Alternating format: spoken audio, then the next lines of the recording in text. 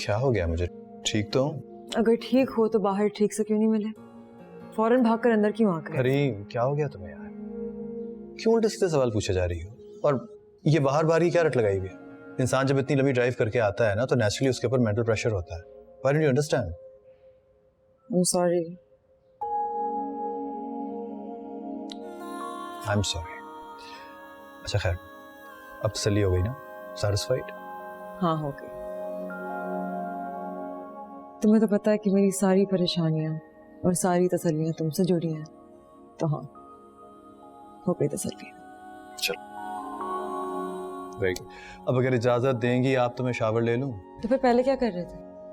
करीम okay sorry, dinner पर मिलते हैं। चलो मिलते हैं।